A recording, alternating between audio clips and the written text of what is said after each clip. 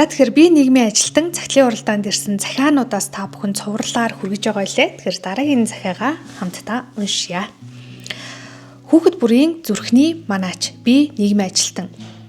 Хүсэл бүхнийг биелүүлэгч шидтэн гэхгүй би өөрийгөө. Хүүхэд бүрийн бяцхан зүрхний амар амгаланг сахих манаач үлээ. Хүүхэдтэй зөв сайхан харилцаа гаргад томчуудыг чиглүүлэгч хүч дэлхийн эвнэгдлийн бэлэгдэл би нийгмийн ажилтан. Сайн байцгаана уу? Эрхэм уншигч та бүхний энэ өдрийн амар амгалан ирэн мэдчилье. Юун түрүүнд өөрийн мэрэгжил болоод мэрэгжлийнхээ талаар хуваалцах боломжийг олгосон Child Demand сайтын хамт олон чин сэтгэлээсээ талархал илэрхийлж байна. Өөрийн мэрэгжлийн бодит байдлыг үнэн зөвөөр хүргэж нийгмийн ойлголт хандлагыг өөрчлөхөд энэхүү цагтл маань багж болтугай хөрөнгө оруулалт болно гэдэгт итгэлтэй байна. Өнөөдөр би үзгээр бие хийж үгээр ам орон мэрэгжлийнхээ мөн чанар өөрийн туулж байгаа амьдрал гаргаж байгаа үр дүнгийн талаар хуваалцахаар шийдлээ. Энгийнээр хэлбэл нийгмийн ажилтан бол нийгмийн хамгийн эмзэг анхаарал шаардсан хэсгийг олж харж тэдэнд тусламжийн гараа сунгадаг амьдралын чиглүүлэгч юм. Бид зүгээр нэг зөвлөгөө өгөөс суудаг хүмүүс биш ээ.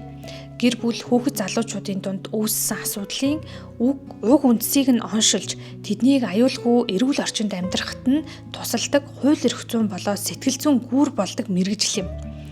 Хүүхэд хамгааллын тухай хуулинд хүүхдийг гэр бүл төвтэй хамгаалах талаар тусгасан байдаг. Энэ хуулийг амьдрал дээр хэрэгжүүлэгч гол хүмүүс нь бид нар юм. Сургуулийн орчинд нийгмийн ажилтан хийнэ гэдэг маш их төвчээр сэтгэлийн хат шаарддаг. Хүүхэд гэр бүлийн орчинд гэмтэж бэртэх, эрсдэлд өртөх тохиолдол маш их байна. Манай орон нутагт 1998 хүн амтай 667 өрхтэй. Гэвч сургуулийн маань сурагчдын бүтэц нөхцөл байдлыг авч үзвэл чамгүй олон эрсдэл хүчин зүйл харагддаг. Тухайлх юм бол нийт сурагчдын 17.4%-ийг дотор байрны хүүхдүүд, 11.8%-ийг тавиул хүүхдүүд, 6.2%-ийг хойд эцэг эхтэй хүүхдүүд, 5.2%-ийг хараа хяналтцул хүүхдүүд тус эзэлдэг юм аа. Эдгээрээс 11.8%-ийг эзэлж байгаа тавиул хүүхдүүдийн нөхцөл байдлыг судлахад залуу наснда салсан эцэг эхчүүд дараагийн амьдралаа зохиохдоо өмнөх хүүхдээ шинэ хандаа гадуурхуулахгүй тулд өвөө эмээ дээр нь үлдээдэг дүр зураг ажиглагддаг. Бага улчир наснаасаа ийм байдлаар өссөн хүүхдүүд эцэг хийхээ хайраар дутаж сэтгэл зүйн хувьд маш эмзэг болж төлөвшдөг. Үүнээс гадна хөдөө орон нутагт нохоогоо уйдаггүй хариуцлагагүй байдал, дунд ахлахангийн хүүхдүүд тээврийн хэрэгсэлж жолооддаг эрсдэл их байна. Бид цагдаатай хамтраа судалгаа гаргаж нөлөөллийн ажил хийдэг ч гэсэндээ эцэг эхчүүд өөрсдөө нууцаар хүүхдтэй машин барих нөхцөлийг бүрдүүлж өгдөг нь туйлын харамсалтай. Хамгийн хэцүү нь хүүхдийн төлөө хамтран ажиллах ёстой байгууллагууд нийгмийн ажилтныг үл хүндэтгэж дарамтлах тохиолдолд гардагт оршиж байна. 2 жилийн өмнө амралтын өдрөөр гэртээ амарч байтал цагдаагаас залгаж маш чанга хатуу дуугаар яахаараа танай сургуулийн хүүхэд машин барьж явдаг юм бэ? Чи ажиллаа хийдэг юм уу? Хүүхдэд чинь арга хэмжээ авна гэж намайг сүрдүүлж илээ. Бүх бурууг нийгмийн ажилтан руу жихэж юу ч хийгээгүй мэтэр шууд барьж байгаа юм бол гэж бодоод яагаад эцэг эхтэй хариуцлага ярихгүй байгаа юм бэ гэж хэлээд уцаа тасалж байсан удаатай. Тэрээс гадна дээд чатны байгууллагаас маш яаралтай гэсэн тодтголтой зөвхөн гал унтраах төдий бичих цаасны гинтийн ажлууд судалгаа тайлан маш их гардаг нь биднийг туйлдуулдаг. Түүнчлэн намайг ажиллах хугацаанд хүүхдийн эсрэг бэлгийн хүчирхийллийн 0.1% тохиолдол илэрсэн. Үүнийг илэргүүлж хүүхдийг хамгаалж ажилласныхаа төлөө би орон нутагтаа муу нэртэй болж гიშгэх газаргүй болсон мэт үеийг туулж явнаа. Хэрэгтнүүд намайг тэр хүний муу дуртай нийгмийн ажилтнал барьж өгсөн, би хэлмэгцэн гэж өөрсдийгөө өмгөөлсөн яриа тараахад хүмүүс хүүхдийн эрхийг үл ойшоож гэмт хэрэгтнүүдийг гавьяа байгуулсан мэт өмөрж байгаад сэтгэл минь үнэхээр өвдсөн.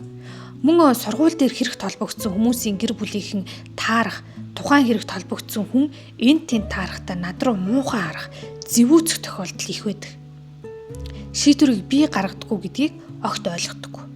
Мөн 3-7 хүүхэд төрүүлжгээд тэднийг хараа хяналтгүй орхиж, дэрэгдэн архитан согтуурдаг хариуцлагагүй эхчүүдийн асуудалч санаа жилэх сэдэв болоод байна.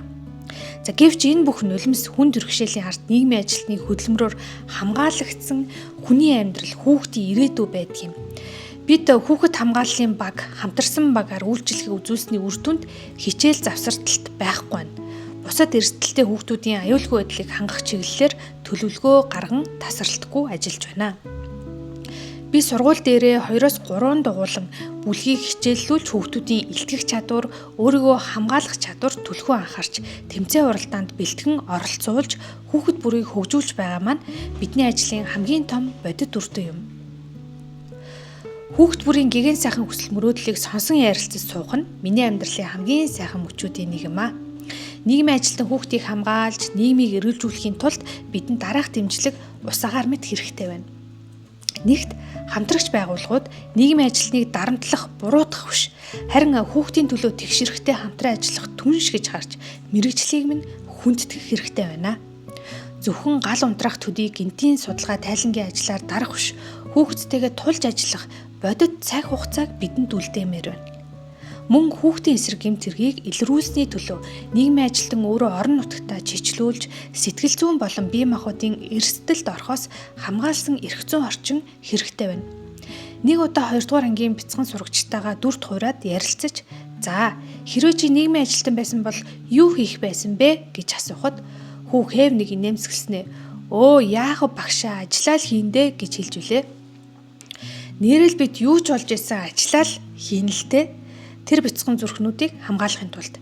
Гэхдээ зөвхөн нийгмийн ажилтан зүтгээд бэрхшээл устдахгүй юм. Хамгийн гол нь нийгмээрээ томчуудаараа хүүхдийг хэрхэн хайрлах, хамгаалах, тэдэнтэй яаж зөв харилцах тухай ухамсартай болж хүмүүсийг соён гээгрүүлэх ажлыг тасралтгүй хийх нь өнөөдөр хамгийн чухал байна. Хүүхдийг инэрч хайрлах, хамгаалах үйлсэд хүн бүрийн оролцоо, зөв хандлага хэрэгтэй байна. За тэгэхээр би нийгмийн ажилтан сэдвээр ирсэн захиануудаас цувралаар уншиж хүргэж байна. Та хэрвээ нийгмийн ажилтан бол өөрийн ажлынхаа үр дүн, мөн ямар төрлийн дэмжлэг хэрэгтэй байдаг, ямар бэрхшээлүүд тулгардаг талаараа бидэнтэй энэ үгөө бичээд захиандаа хуваалцаарай. Захианд чинь хэд хувийн мэдээлэл таны болон мөн таны ярих гэж байгаа кейстэй холбоотой хувийн мэдээлэл байх юм бол одоо захиагаа явуулж байгаа орон нутаг газраа яг захиан дээрээ өөрчлөөд ирүүлэх боломжтой шүү.